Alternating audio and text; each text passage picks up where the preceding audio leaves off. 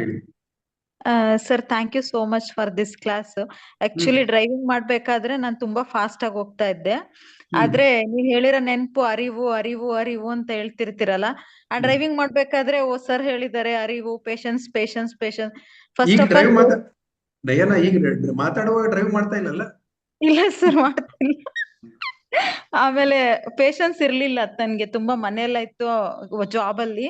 But hmm patience ತುಂಬಾ ಕಲ್ತಿದ್ದೀನಿ sir ಇದರಿಂದ. ಹ್ಮ್ ಮತ್ತೆ ನೀವ್ ಹೇಳಿರೋದು ಮರ್ಮ ಪಾಯಿಂಟ್ ಅದು ಎಲ್ಲ ಮಾಡ್ತಾ ಇದ್ದೀನಿ ಬೆಳಿಗ್ಗೆ ಮತ್ ಸಂಜೆ. ತುಂಬಾ ಹ್ಮ್ ಇಂಪ್ರೂವ್ ಆಗಿದೆ ಸರ್ ಆಕ್ಚುಲಿ ನನಗೆ. ಹ್ಮ್ ನಾನು ಆಕ್ಚುಲಿ ಕ್ಲಾಸ್ಗೆ ವೆಯ್ಟ್ ಮಾಡ್ತಾ ಇರ್ತೀನಿ ಯಾವಾಗೂನು, ಯಾವಾಗ ಕ್ಲಾಸ್ ಟೈಮ್ ಆಗುತ್ತೆ ಅಂತ. ಹ್ಮ್ ಫಸ್ಟ್ ಆಫ್ ಆಲ್ ನಾನು ಕಲ್ತಿದ್ದು ಪೇಶನ್ಸ್ ಸರ್, ಆಮೇಲೆ ಅರಿವು ಅಂತ ಹೇಳ್ಕೊಟ್ರಲ್ಲ ಅದನ್ನೇ. ಮತ್ತೆ ಇವಾಗ ಅವ್ರು ಹೇಳಿದ್ರು ಯಾರೋ ನೀರ್ ಕುಡಿಬೇಕಾದ್ರೆ ಹಾಗೆ ಕುಡ್ದ್ಬಿಟ್ಟು ಓಡೋಗ್ಬಿಡ್ತಾ ಇದ್ವಿ ನಾವು.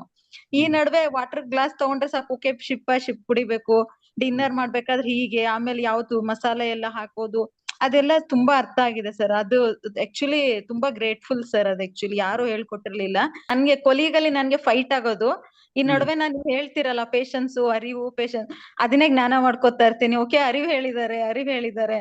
ಹ್ಮ್ ವೆಯ್ಟ್ ಮಾಡಿ ಮಾತಾಡ್ತೀನಿ, ಥಿಂಕ್ ಮಾಡ್ತೀನಿ ಫಸ್ಟ್, ಹ್ಮ್ ಆಮೇಲೆ ನಾನು ಮಾತಾಡಕ್ ಶುರು ಮಾಡ್ತೀನಿ ಎಲ್ರ ಜೊತೆಗೂ. ಇವಾಗ ಹ್ಮ್ ಎಷ್ಟೋ ಜನ ಹೇಳಿದಾರೆ ಏನ್ ನೀನ್ ಮಾತಾಡೋದೇ ಇಲ್ಲ ಇವಾಗ ಅಂತ, ಬಟ್ ನನಗ್ ನಾನೇ ಫೀಲ್ ಮಾಡ್ಕೊತಾ ಇದೀನಿ ಸರ್ ಇವಾಗ. ತುಂಬಾ ಚೆನ್ನಾಗಿ ನನ್ಗೆ ಅನಿಸ್ತಾ ಇದೆ. And I am great.